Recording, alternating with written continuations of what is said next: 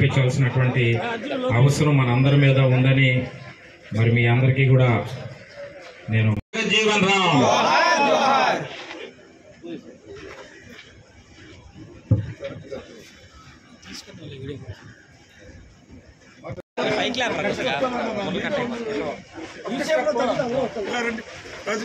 जोहार बाबू जगज्जीवन राम, जोहार बाबू जगज्जीवन राम, अमर रहे बाबू जगज्जीवन राम, अमर रहे बाबू जगज्जीवन राम, जोहार बाबू जगज्जीवन नायकुలు పాల్తేరు పెంటరావు గారిని మాట్లాడవలసిందిగా మనం చేస్తున్నాం.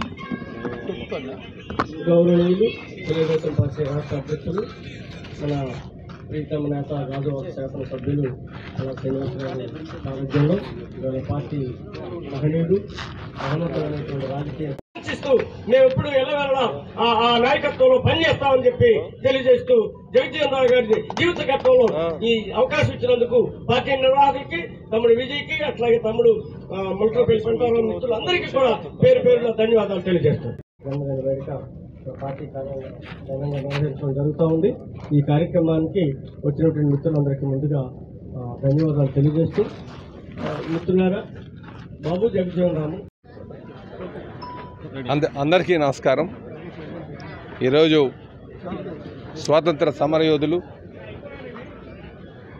అలాగే ఈ దేశం యొక్క ఉప ప్రధానిగా సేవలు అందించినటువంటి పెద్దలు, పూజ్యులు, కీర్తిశేషులైనటువంటి బాబు జగజ్జీవన్ రామ్ గారి జయంతి సందర్భంగా తెలుగుదేశం పార్టీ కార్యాలయంలో మరి ఇక్కడ ఆ జయంతి వేడుకలు చేయడం జరిగింది.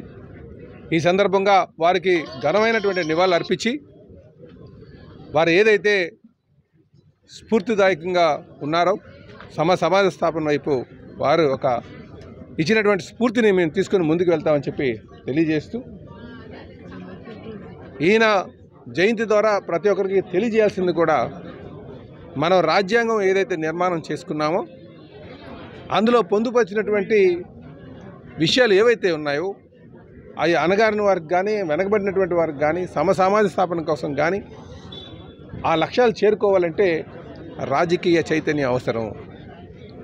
కనుక రాజకీయ చైతన్యం ద్వారా ఇవి సాధించుకోవాల్సిన అవసరం ఉంది. కనుక ఆ స్ఫూర్తిని ప్రతి ఒక్కరు తీసుకొని నాయకత్వ లక్షణాలు అలవర్చుకొని, నేను కేవలం వెనకబడిన వాడిని, అణగారిన వాడిని కనుక నాకు ఈ రాజకీయం నాకు అవసరం లేదు, నాయకత్వం అవసరం లేదనే విధంగా కాకుండా నాయకత్వం తీసుకొని రాజ్యాంగంలో ఏదైతే అంబేద్కర్ గారు పొందుపరిచారో అవి సాధించడానికి కృషి చేయాలని చెప్పి తెలియజేస్తూ, వారిని స్ఫూర్తిగా తీసుకొని మేము ముందుకు వెళ్తామని చెప్పి తెలియజేస్తూ, తెలుగుదేశం పార్టీ మా కీర్తిశేషులు నందమూరి తారక రామారావు గారు కూడా అణగారినటువంటి వారికి, వెనకబడినటువంటి వారికి రాజకీయ అవకాశాలు కల్పించినటువంటి వ్యక్తి.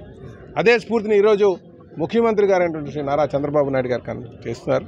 కనుక మేము ఎన్డీఏ కూటమిలో సమాజ స్థాపన కోసం అన్ని వర్గాల వారికి రాజకీయ ప్రాధాన్యత కల్పిస్తూ ఏదైతే బాబు జగజ్జీవన్ రామ్ గారు ఇచ్చినటువంటి స్ఫూర్తి ఉందో ఆ స్ఫూర్తిని ముందుకు తీసుకెళ్తామంటే కొనసాగిస్తామని చెప్పి తెలియజేస్తాం.